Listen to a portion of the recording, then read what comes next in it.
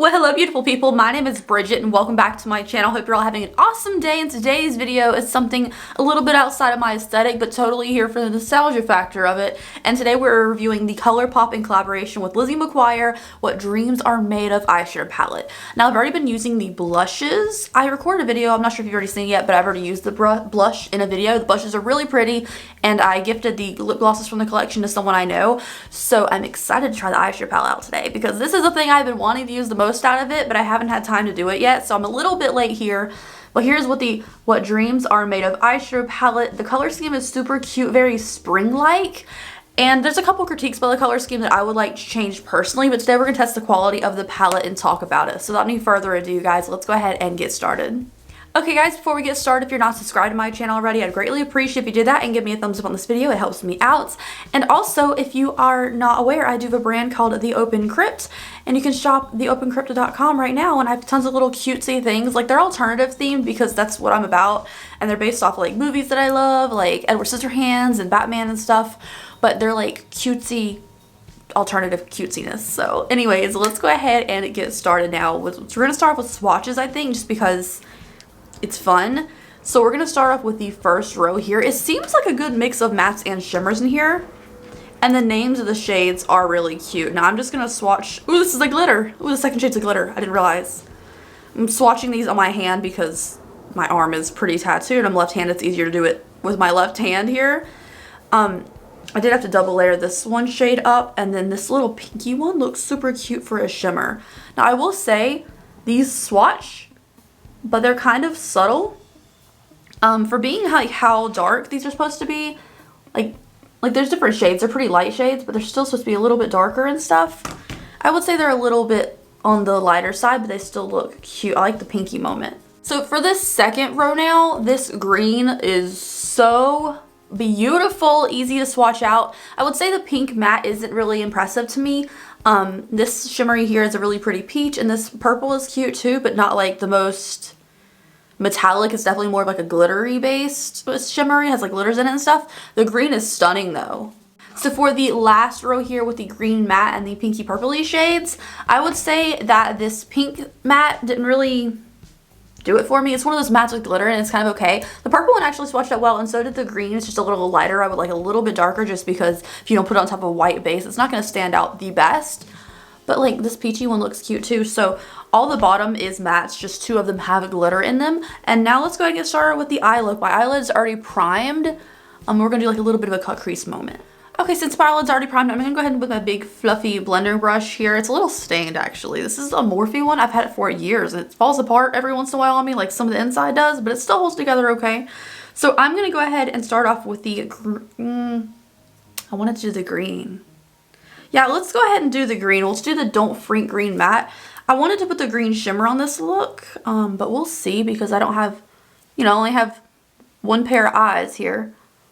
We're going to put this matte pretty high up underneath of my brow bone area.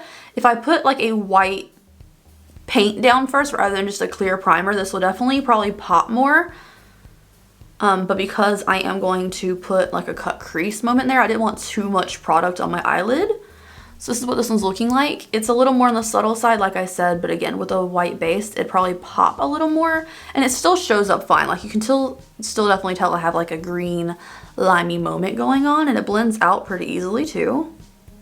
So I wipe the product off on a paper towel. So the brush, I'm using the same one just because I don't like using a million brushes for each look. And of course, if I can do a look, you can do it too. I don't have like super complicated, crazy eye looks or anything. So I'm gonna go into, and done and done. So I'm going to mix these two mattes together, just flipping back between the two of them, tapping off the excess, and I'm going to put that in the outer half of my crease and blend it into the middle. Even though I mixed the more tan shade in here with the pink, it definitely shows up a little more on the pink, but from the swatches I could definitely tell like the pink was a stronger, more pigmented color. And also if you watched Lizzie McGuire, because like I did and I loved like the computer games for this, like they had little CDs and stuff, and they had computer games for Lizzie McGuire, and had her like little character and everything on it. It was everything. Those games were everything. Also the Lizzie McGuire movie was life. Like if you watched it, how old are you? Like I wonder if I'm a little too old to have watched it. I'm not sure. So I'm 26, I'll be 27 next month. But like, I just wonder how old people are that watched it. Because like, if someone's like 19 and they've watched this show, I'm like, that's surprising, and I'm here for it. Like, I don't know. But like, I thought it was a good show. I hated Ethan, like the dumb hot guy. I didn't like him. But everybody wants a Miranda in their life, right? Like, I think everyone who watched the Lizzie McGuire movie, taking the cut crease canvas now to carve out some lid space, everyone who watched the Lizzie McGuire movie was always wondering, like, do I have a celebrity doppelganger I don't know about in a different country? I thought about it. Don't tell me you didn't think about it if you watched that movie. I mean, I don't think I'd be easy to doppelgang just because I can make myself look different. But my base face, I don't know. Like, my face without makeup on, probably, if people look like me. But as far as, like, me with my makeup on, I feel like I do my makeup a certain way. And if I do my makeup a different way, I look completely different. So, I don't know. I do identify as, like, my face with makeup on is what I look like. I know most people are without makeup most of the time, so they think of themselves as their non-makeup-y self. But when I don't have makeup on, I don't feel like me. Which sounds weird probably, but I feel like myself with makeup on. So I don't know if I could have a celebrity doppelganger. I don't think I look like anybody else. I mean, I guess most people feel like that, but then you look at the people, like celebrity lookalikes, and that, oh, these two celebrities look alike and they look alike, you guys. I'm not sure. I mean, my man, Cortland, probably has a celebrity doppelganger because people tell me in the comment section all the time that he looks like people, and no one ever tells me in the comment section that I look like anybody. So I'm pretty sure he has a doppelganger, especially without a beard. Like, he has that face, like, with a cute little chin and everything that people have. Okay, so I cleaned my brush off so there's no extra, like, clean canvas on it. So for the shimmers on the lid now that I have space carved out, I'm going to go in with the green because I wasn't going to do the green. I was only going to do the green matte.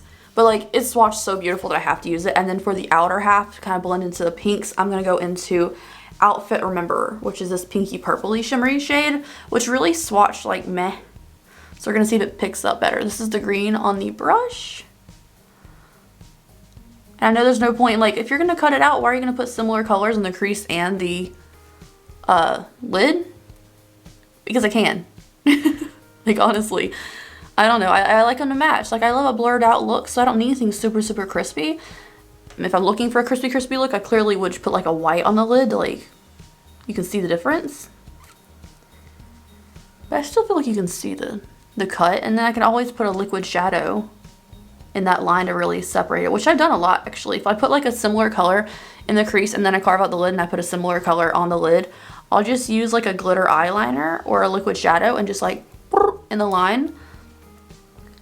And then it just really separates and you can tell the two different tones. So I'm going to wipe off the green now, go into the Outfit Remember shade, which is a pinky green. That's how it picks up. Okay, and with the flat brush, tapped on the concealer-y kind of deal, it's still kind of dull as far as shimmers go. Like, I can tell it's pinky purpley. It just doesn't pop for me. Like, it's not as pretty and as metallic-y beautiful as it looks in the pan. It just kind of is dull. But then again, I guess, like, for the time period this is based off of, not everything was like, wachow, everything metallic. And the color scheme to me, because I said I have critiques about the color scheme does make sense to me. It makes sense for the collection. However, like, I would like a pop of blue or a pop of yellow. Like, her character always has yellow hair. I would like a pop of yellow in here. It's like, stick it right there. It'd be super cute. And then like a blue or something, because there was like a lot of blue in the show, and like there's always flowers and stuff, and like the little flowers are blue. And I would love it if it was just like a pop of blue instead of pinky purpley. I get the pinks, I get the greens, and I get the orangey shades. Purple is kind of like okay, but I feel like I didn't need this many pinky shades. Like, I didn't need all of these to be kind of a similar tone, and I definitely didn't need that glitter shade. But like all of these being like a tanny pinky kind of moment, like it wasn't necessary. So I don't know. I would have put like a pop of blue, like a bright blue, and then a pop of yellow in there as well. So I'm going to take this Colourpop E7 fat shader brush for my lower lash line now. And I'm going to go into, let's go into Outfit Repeater, which is this one. It's going to be a lot different than our pastels on the top of the lid. It's going to be darker down here. But I think that's going to be okay. Like, who cares? We're just trying out colors. Ooh, and also this one applies really nicely. Like, that's looking good. And I just barely tapped it on there. But I used this fat shader brush in case I wanted to diffuse it. But honestly, the dark under the lower lash line doesn't look bad. And this is one of those mattes with glitter in it, which I don't mind shades like that. They just don't swatch very well. So it's always a better test to put like the mattes with the glitters on the eyes and see how they perform with a brush. Because swatched out, they just kind of lose it all. The pigment is definitely still here. Like, that looks fantastic. Well, I mean, the look doesn't look fantastic, but like the color pigment looks fantastic. Okay, so now I already curled my lashes before I came in here. I'm going to do my mascara. So for mascara, I'm going to use the Kat Von D Go Big or Go Home. Because I got a description box, I'm trying to use it. And I'm not really a fan of it. I wish I had like more of a punch of black to it. But you know, use what you have open. I feel like a lot of YouTubers, when they like have something they're like, I don't really like this, they try it once and they just throw the thing away. I'm like, it feels wasteful, y'all. I'd have to like try to use things that I have.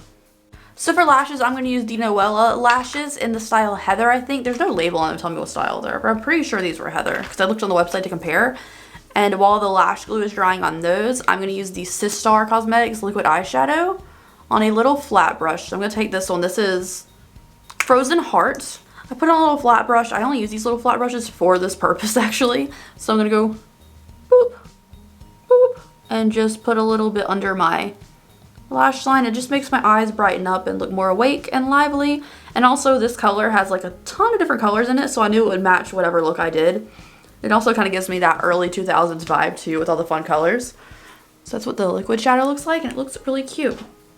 Also, before my lashes get tacky, I'm going to use the Pretty Vulgar Nude Eyeliner in my waterline.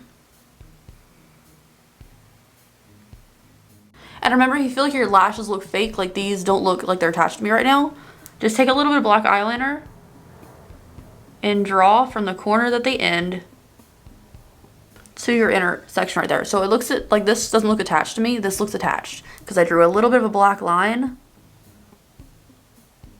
down the water area, or like the top line of my lash, and now it looks connected.